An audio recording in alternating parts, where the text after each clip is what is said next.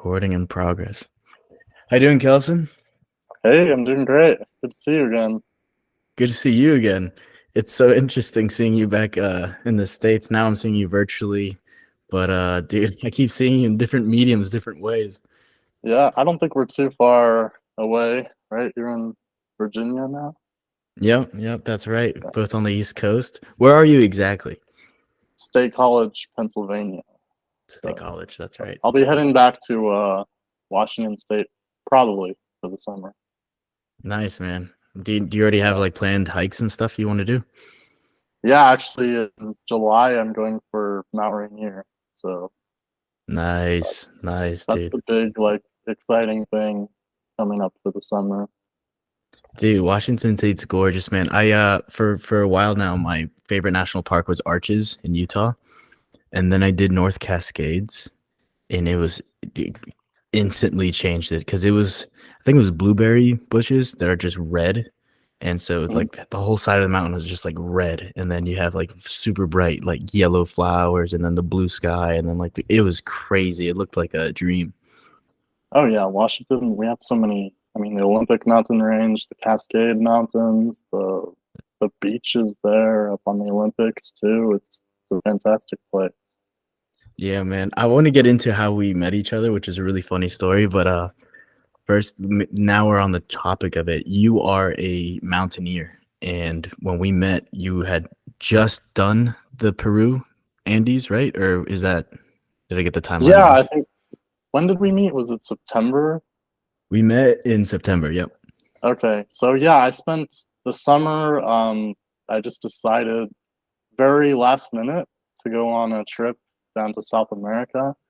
So I spent a few weeks in Colombia, and I thought I'll spend a few weeks in Peru as well, which ended up stretching into a few months because I just loved it so much there. I started off in late late June, and this went through August. I climbed like three mountains there in the Cordillera Blanca. So Yeah. the first one was Pisco, and then I had an attempt on Huascaran, which is the highest one, and Uh-huh. then a week later I did Yanapaccha. Uh-huh. So Man.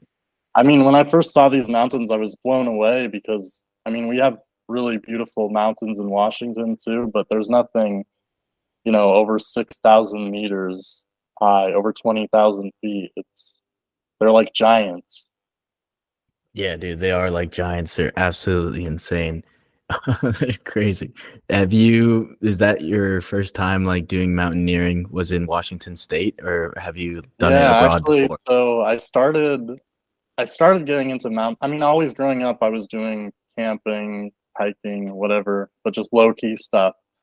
And then I started going with a few of my buddies in high school. I think it was my sophomore year. So when I was Mhm. like 15, we just started going out, you know, in the old beat up van, and we'd go to we started with Mount St. Helens, went and climbed that. And then in just this one season, we went to Rainier, hiked up to Camp Muir, went and climbed uh, Mount Adams, and then the next year went Wow. and did Mount Hood. So that's what that's what got it all started. Beautiful, man. Yeah. Being intentional, nature loving, it's great.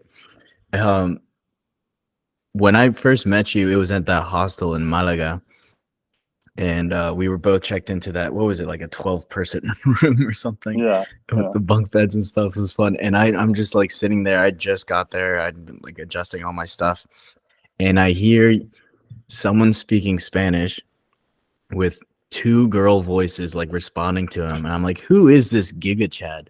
What's going on over here? and um and I'm hearing you talk about this trip in Peru, and I'm like, whoa, who is this guy? This is sick. And there you were, man, and you were wearing a Peru like soccer jersey, and I was like, this guy's Oh awesome. yeah. Yeah. Well, yeah. I mean, and then I ended up. I didn't think this would happen, but I ended up flying straight from Peru to Spain because I ended up studying in Madrid last fall, and so I just ended up like the time cut so short, so I ended up just needing to fly directly there. So all I had was, my backpack with me, and so most of the stuff that I ended up having, like clothes wise, were just souvenirs or whatever I picked up along the way. Wait, that's funny. So you had this law program this semester of doing law at Penn State already planned out to be in Spain. And since you had extended your trip to Peru, you're like, you know what? I already have my laptop and stuff. Let me just let me just punch it through. Yeah, exactly. That's an insane person activity. Dude, that's amazing. Yeah, I mean, it ended up being a great experience, and I got to be abroad for like, I guess, over half of the last year. Dude, that's awesome. That's fantastic. That and then that was in Malaga in the south of Spain. Yeah. And yeah, dude, actually you were talking about how you taught yourself to speak Spanish. How would that happen? Yeah, I mean, I guess my friends taught me. I basically just we have so many great students here from all over the world, law students, and especially last year, like from Colombia, from Panama, from all over. So I just started like hanging out with these guys and just ended up picking up a lot of it. And then, of course, from traveling, uh, I have to speak it every day. Like when I first arrived into the airport in Bogota, the guy was like, "Do you speak Spanish?" I'm like, "Yeah, I do, but my English is better." He's like, "Okay, then we're gonna speak in Spanish." And so from then on, it was just mostly Spanish every day for the next uh, 7 months or so. Fantastic, man. I want to go more into that whole exposure, that mindset you had to just like feel comfortable just switching over. But dude, I kind of want to touch into that law program because I like what was really funny. So we had met in Malaga in the south of Spain, and then a few weeks later, I'm in Madrid, and then I find out you're in Madrid too because that's where your program was, right? Right. And you were like, "Hey, man, we have this party on like Gran Via and this like balcony thing. One of the guys' apartments is here." And I'm like, "Okay, cool. I'll meet up with you." And I go into the building, and there are these group of girls like they're also lost as I was lost because we couldn't find our way up to the rooftop. And I was like, "Yeah, I got my friend here. I'm gonna ask him how to get there." And so I send you a voice memo on WhatsApp, and I'm like, "Hey, Kelson, man, like I'm in the right building, I think, but there's no access." And then these girls go, "Kelson, Kelson, that's our friend too. Like, what the heck, small world." So, dude, you're so well connected, and then that program in particular, it really like highlighted how connected, how small Madrid really is. The guys in your program were so cool. Walter actually was from DC Right. too. Yeah. um, Walter, Mohammed, whose apartment that was, and then Yeah. Martin. Martin is actually from the same place I'm from in Spain, like in Gijon, which is really cool. So And so, cool. like, Yeah. all the people in your So many program were great just so guys. cool. I Yeah. mean, that's what part of what made Madrid so special. You have so many really top tier people like from all over the world, and they're all kind of merge into this one place. Yeah. Yeah, it's really cool. And you know what? They're all in the same program, right? I guess they were doing a semester Yeah, I two, think or some of at them. that party, a lot of us were from the same program, but there were also people from several other universities and everything. Yeah, because Mohammed was French, right? Yeah. Yeah. So is the degree everyone was getting like to practice law internationally or what? So, um, what this is actually something I kind of wish I could have been able to do, but since I could only go for one semester abroad, I wasn't able to. But a lot of the same students in my program stayed for the entire year. So they got a good deal because they ended up graduating with their JD, which is like your American law degree, and they got an LLM at the same time. So I think that's fantastic. It doesn't allow you to practice law in Spain, though. But I mean, Okay, it what's doesn't. an It's definitely LLM? a good thing to have. It's like a master's in law. So typically, you'll get one when you want to practice in another country. Okay, cool, cool. Yeah, I saw a picture of what was her name? Katie. and she had Mhm. graduated. Is that the LLM? Because she had like a gown or something. Yeah, I think so. Okay, cool. And then so now you're about to graduate from your program in Penn State, and you're gonna do the On bar, right? Saturday. Yeah. On Yeah, Saturday. and I'm taking the bar, in July. So, Hell yeah, man! I Exciting finished my time. last exam last Friday, so now I'm just like it's such a weird feeling because it's the first time, since law school started really, where I'm just, like, sitting here, like, "What do I do?" I don't, like, Yeah. urgently have something that needs to be turned in or that I need to read or whatever. Mhm. The moment So, you, honestly, I don't like it. I'm ready for, but yeah, yeah, I'll have to start studying pretty intense for the bar soon, so. yeah, especially someone like you who's like a mountaineer and stuff. Like you like action, you like being in the weeds, right? The waiting is probably a bit uncomfortable. Yeah, I mean, it's just weird. It's Yeah, something that I'm not used to, so. yeah. So with the bar exam, like as soon as you pass it, what happens? Like what are the rights you get? Well, you have to pass, so you just pass the exam, and then they also do, like, a pretty thorough background check on you, you have to, Uh-huh. like, list everything about you, if you ever got any kind of traffic ticket, whatever. So then Really? you pass that, sometimes you might have to do an interview, I think, like, New York always has an interview, and then you swear in and you're able to practice law in that jurisdiction. Gotcha. So with your degree, everyone who graduates from Penn State and takes the bar, they can take the bar from any state wherever. Like, Yeah, yeah, it's interesting because, uh, like, you would think that going to law school, because states have such different laws that it would kind of prepare you to take it in that state, but that's really not the case. I mean, you just end up doing it wherever you want to and sort of okay. studying for the bar. A lot of it is what you learned in law school, but a lot of it is like new stuff too. So, I mean, I'm going to be like learning secured transactions, wills, trusts, estates for the first time over the next couple months. So, Oh man, it's heavy basically stuff. like a big law trivia. You have to generally know something about all the major areas of the law. Yeah, yeah. So it's like a blanket knowledge of first. Yeah. Is so so with the bar, it's like the general bar, and then you can like get more specific state like separate bar exams, or Yeah, well, every state has their own, but now actually there's like a universal bar exam, so you can mm, uh, more easily waive into other states without having to take another test. gotcha, gotcha. And then you said you're gonna do JAG, right? Which is Yeah, which is the character from A Few Good Men, right? The Tom Cruise character. right. Yeah, So what yeah. got you And into so that? I'm going into well, the Marines actually contacted me, and so I started looking into it, and it seems like a great fit. I mean, my favorite field of law that I studied was international law, Yeah. national security law. So that's what I'm really going to be able to dive deep into in the next few years. I mean, I'm going to get a chance to do a little bit of everything and get a lot of experience right off the bat. And what appealed to me, especially about the Marines, is that we get to go through the same training as all of the other officers. I think JAG for some of the other branches might be more insulated just with the other lawyers, but we're going to be doing the same officer candidate school as everyone else, and then the basic school, which is like a basic infantry uh, Yeah.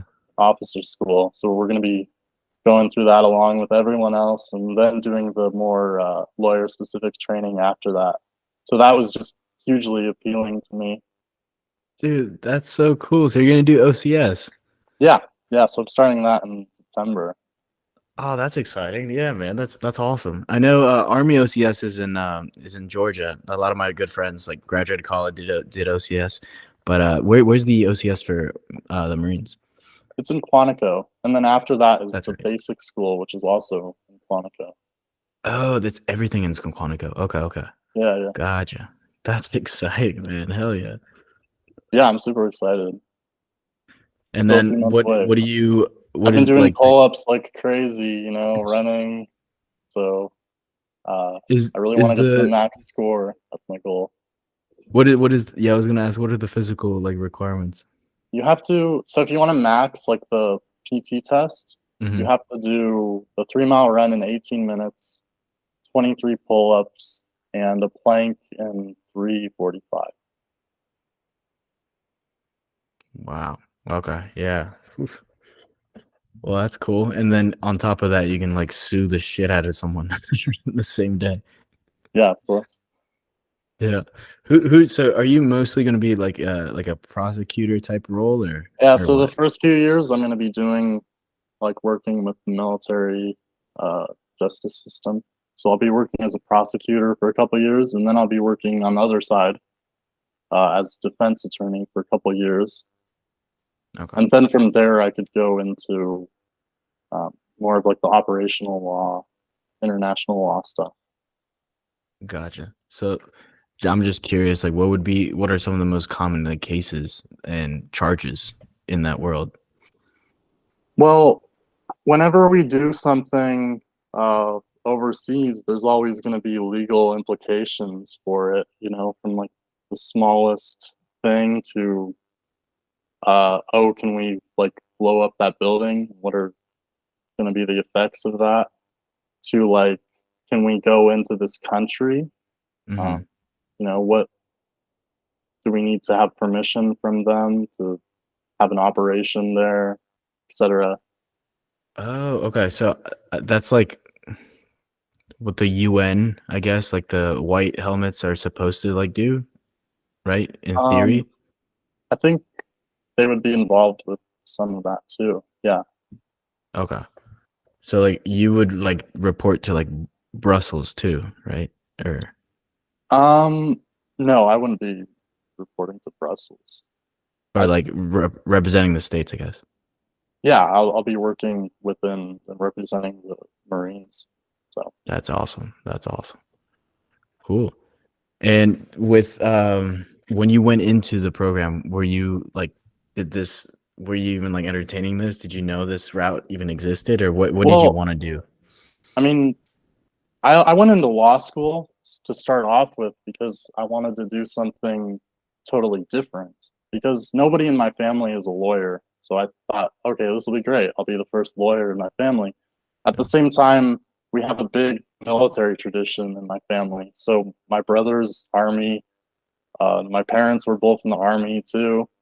Nice. And that was sort of always in the back of my mind as well. Like, I want to also continue that tradition and get all the military training, work there, but at the same time, do something totally new. So I figured out a way to accomplish both of those things. Dude, yeah, you did. How special. That's exciting. Awesome. Dude, so let's pivot back towards travel. Do you have any particular like travel story from just this past when you were in Spain that you think could be interesting? Uh, I mean, I got to go to so many great places. I think like going to the Canary Islands Oh, for cool. Thanksgiving, that was probably my favorite trip. I mean, it was just it was kind of rainy and cold in Madrid by that time, and it was Uh-huh. just beautiful and sunny. And, like the water was great, so that Yeah, was dude, it's a really good time. like I hear it's like a Hawaii. It's like volcanic and Yeah, beautiful. yeah, you can see the volcanoes there from the other islands, and just like huge green cliffs shooting out of the water. And every corner of the island, I went to Gran Canaria, and every corner of the island is like feels like a totally different place. I mean, one side of it's like barren desert, the other side is like lush and tropical, and then another side is like just volcanic rocks and huge waves crashing against them. Wow. Yeah, that's exactly like Big Island where like Kona is like the dry side and like Hilo's like the rainy, like nice side. Yeah, Yeah, yeah, yeah. That's cool. That's cool. And also like since we're talking about mountains and stuff, that's where the tallest mountain of all of Spain is in the Canaries. right. Yeah, Yeah. Did that'd you be go up it? really cool. No, I didn't do that. I think you have to like. I looked into it. You have to get a permit like some months in advance. So, Ah, whatever. yeah. That's fun. But so what kind of like case studies did you guys like study in the because like during the time you guys were in law school, like there was a whole Russia thing. Did you guys like go into that? Like study that stuff?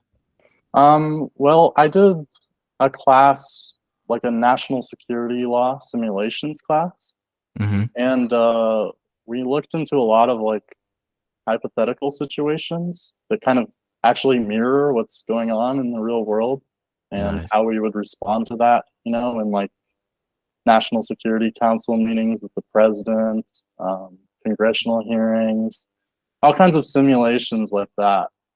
So that was the highlight of law school. That was the best class I was in. So, Oh, that's cool. Did you like write bluff statements and all that? what kind of statements? It was, bottom line up front, like Oh, BLUF. yeah. Yeah. Yeah, like the writing was different in that class because it was very concise. It was like just one page, straight to the point, Yeah. because a lot of times your clients are going to be generals and they're not really interested in reading like a 20-page legal treatise. They just want like a clear and concise explanation of, can I do this? Exactly, dude. That's why I love the military culture too. Like all my best friends did OCS and they're in that world. And I actually was talking to an army guy. I went to Virginia Tech, so there's like cadets in our college, and I went to like a recruiter and everything. Like I was really like looking to do OCS. I actually was gonna work with the CIA. Right. I did a class and all that. And dude, I did a class of the CIA, and yeah, we did bluff statements. And one of the funny things, like Trump was president during this time, and so one of the things that my professor who was in the CIA told us was like, "Yeah, man, Trump is the best. Trump is hilarious." One of the things he did, like, his people know him, so you have to adjust your whole like process to like accommodate the president, make sure he absorbs things. Yeah. They would pepper in his name in the report just to make sure he reads it. Pretty smart. Yeah, I Genius. think it's really, and I just read a book that was fantastic, Call Sign Chaos, and it's General Uh-huh. Mattis's book. And I mean, he was in such high level positions for so many decades, working under, so many different presidents, totally Yeah. different temperaments. So it's really Mad Dog. interesting. Yeah, Mad Dog yeah, that was a Mattis. great book. That's cool. I wonder, like, I don't know much about his backstory. I know that it was like somewhat of like a big deal that Trump got him out of retirement, right? Because isn't it like Yeah, when you because retire, you can't come there's a back? rule. Yeah, you have to wait. I think like 7 years or something. But Hmm. he got a waiver from the Senate. Everyone loved him. So That's amazing. Yeah, man. Rules are there to like keep things in line, but like if you really want something, if the country wants something, yeah, and that's one of the things you learn in law school as well. Is there's always exceptions, and the exceptions a lot of times swallow the rule. that's funny. Yeah, that's. Is there like a name for that? Because it I don't happens a know. lot. Maybe there is. I'm not sure. Yeah, greasing the wheel. In soccer, in the soccer world, like Cristiano Ronaldo went to live in Saudi Arabia to play for his new team, and he's not married with his current like girl. And in Saudi Arabia, you can't Yeah, live with someone you're not married to, so they I did the was same I thing. was seeing that. Yeah, Yeah. yeah, because it's Ronaldo. They'll do Yeah, whatever they need to get him. So exactly. Exactly. Well, that's cool that there's always wiggle room, which is cool. Oh, dude, you know what? This has actually been something I was wondering because where I live in Virginia, it's the Commonwealth of Virginia, mhm. and I looked into this like years ago and never really followed up. But the other Commonwealth states that I know are like Virginia and Massachusetts, I believe, and then some other one. Yeah, Is that? Pennsylvania is too. Oh, is it really? Okay. Yeah. Is it a different law code or what? What is the Commonwealth thing? I'm really not sure what, like, if there's any kind of difference. I I think it's sort of an archaic thing because a lot of the older states maybe are Yeah. more likely to be referred to as commonwealths. I never learned anything about that though, so Oh, I gotcha. don't know. Yeah, I thought it was something to do with like it was closer to like the English system or No, something. because we're all working under common law. I think the only state they have like this weird combination of common law and civil law, which is like what most of Europe outside of the UK uses, Hmm. is Louisiana because they were under the French for so long.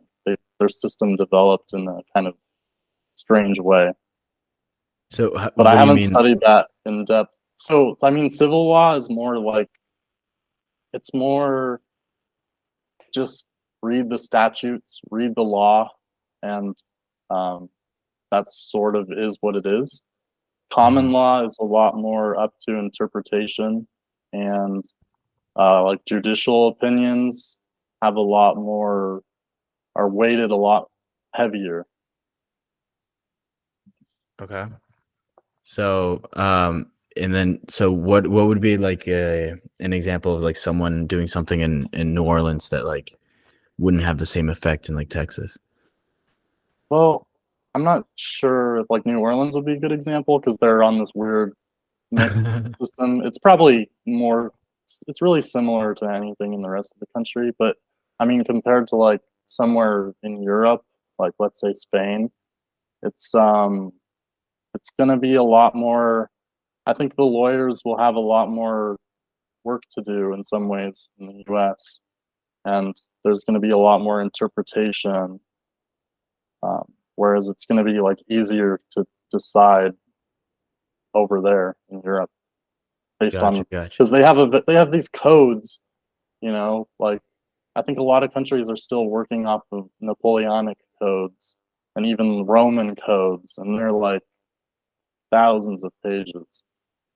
So I know in like the States, like you can have someone like it's very like court heavy where like you can like sue anyone for anything really. Like people, Yeah, I think the U.S. is the most like plaintiff friendly place in the world. yeah, yeah. So for better or for worse.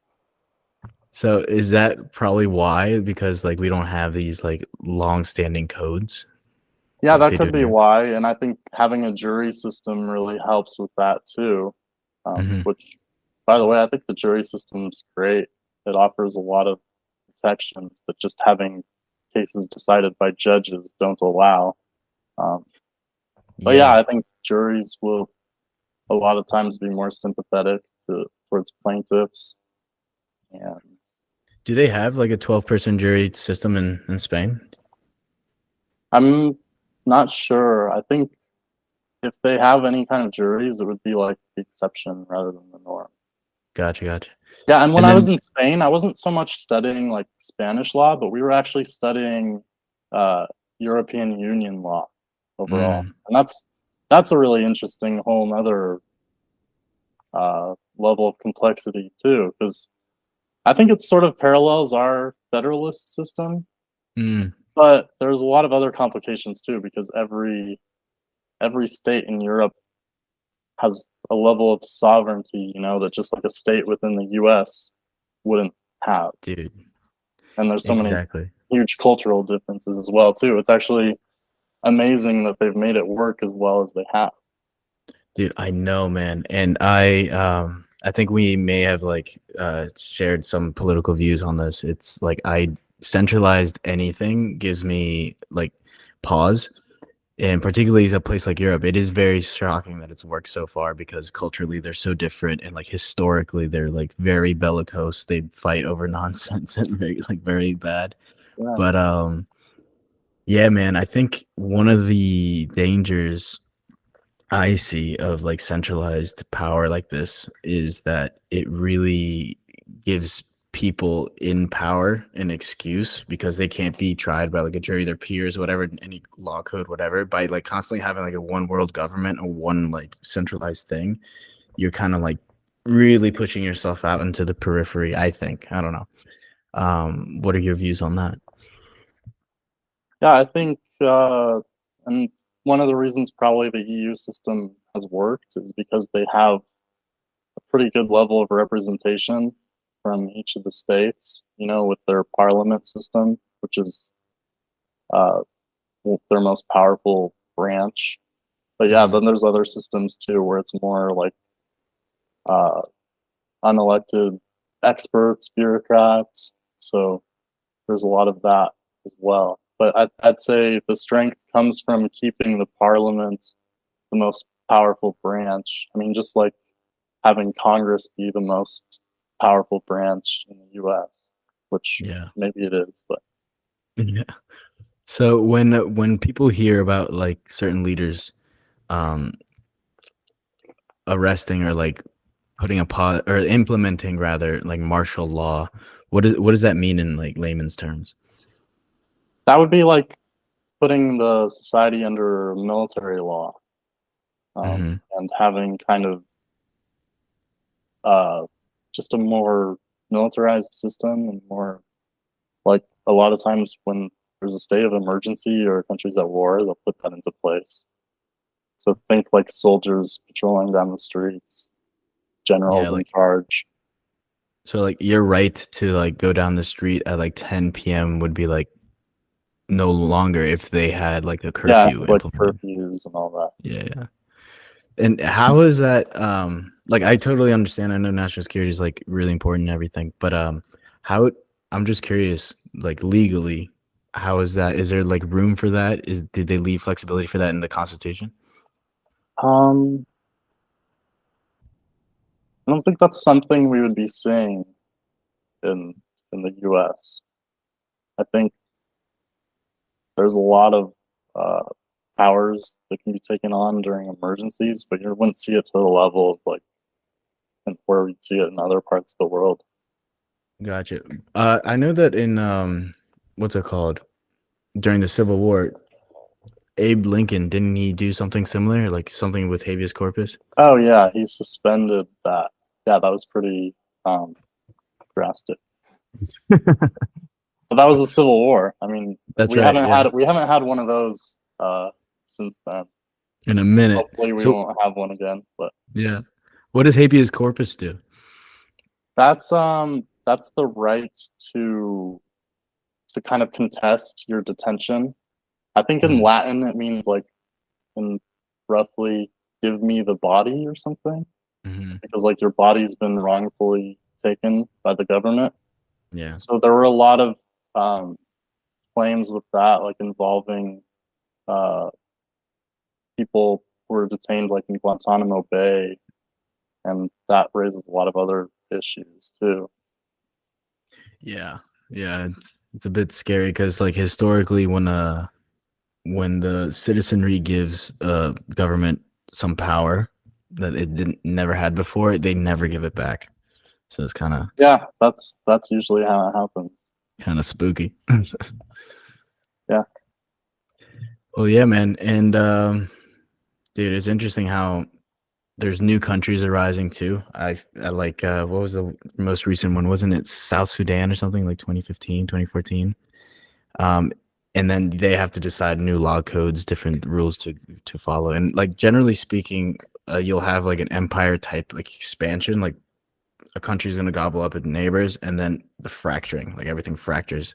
So right now, I think everything's like fracturing. You'll have more and more countries, and it's just gonna be really interesting to see what they adopt because you can either go like down the U.S. approved democracy type route, or you can which is lean more towards. really hard Mhm. to set up and implement, especially if that's not something where that country's been operating under for the last hundreds or thousands of years. It is Yeah, possible, but it takes decades of work and involvement, which people aren't really interested in. yeah. State building's tough. Yeah, because I mean, it happened successfully in like Germany and Japan and South Korea, but that was over, so many decades. It's not going to happen. Like everyone expected it to happen almost overnight in Iraq, but that's not Oh how my it's going to god. work. Yeah, dude, that was a mess. That was a mess. Dude, I remember reading this and it shocked me. It's kind of funny, but like imagine if someone did that to us. When we beat Japan in World War II and in Germany, we wrote it that they were not allowed to have a standing army anymore. Mhm. Like that's insane. Yeah. Yeah. Like imagine if we were to like go into battle with someone and like we lose and they're like, all right, no more US Army, no more like anything. We'd be like, dude, that's like the one thing a country needs. Oh, for sure. But it's the thing that makes a country dangerous too. Mm-hmm. Exactly. Citizens. Yeah. Dude, do you have any other like travels planned? Um, at the moment, no. But I mean, my dream is to go to Argentina, and I want to go to Patagonia, and I also want to go up north and climb Aconcagua. Go check out Nice. Mendoza too. Dude, nice, man. Yeah, exciting. And then eventually, I mean, my long-term ultimate dream is to go over to Nepal and go climbing in the Himalayas. Dude, if you go do Everest, let me know. I'll do Everest with you. Sure, let's do it. Yeah. Have you found anyone who's down? Because I'm really struggle to find anyone who's down to do Everest. I haven't really been asking around. I think it just costs a lot of money. So, Yeah, and it takes it's a lot of time. yeah. I know like I saw some pictures kind of spooky. Everyone's wearing their REI like super bright like Yeah. colors and what do they call it? Like the rainbow Yeah, graveyard like or something? summit suits. Yeah. So for me, it doesn't have to be Everest, but anything over 8,000 meters, anything that's going to get you into the death zone, that's where I'd like to be. That's where we're pushing, dude. Dude, I Yeah. 100%. Let's go. Yeah. Yeah. So hopefully in the next few years, if I get to a point in my career where I've got, enough money and I can take the time off, I'll definitely be going over there and doing that. 100%. Do you know how big the groups should be? Or we probably go with strangers, right? I don't know exactly. The groups would be pretty big. Like those kind of expedition style climbs take a lot of Mhm. people. I mean, you'd have a lot of Sherpas, a lot of porters, and then Yeah. however many clients. And it's different. It's a different kind of climbing too. All the climbing I've ever done has been like alpine style, where you Mhm. just go on a rope team and you're totally self-sufficient and kind of your aim is just efficiency and speed. Mhm. But on those climbs, it's a lot. You're carrying a lot more stuff, big tents, and a lot of times the lines will be fixed. So it's a different climbing style too, where you're like ascending up and down the line, rather than just being on a rope team with a couple other people. Oh my gosh, dude. Yeah. Do you know how long it usually takes? Like 2 weeks or Yeah, less? I think it's like a month or so, Oof. because it you have to go up and down between the camps, and you have to do it, several rotations so that you can get your body acclimated. I think one of the Wow. problems for me when I attempted Huascaran was we went up like very quickly, Mm. and it's like above 20,000 feet. I think it's somewhere between 40 and 50% of the oxygen we have here.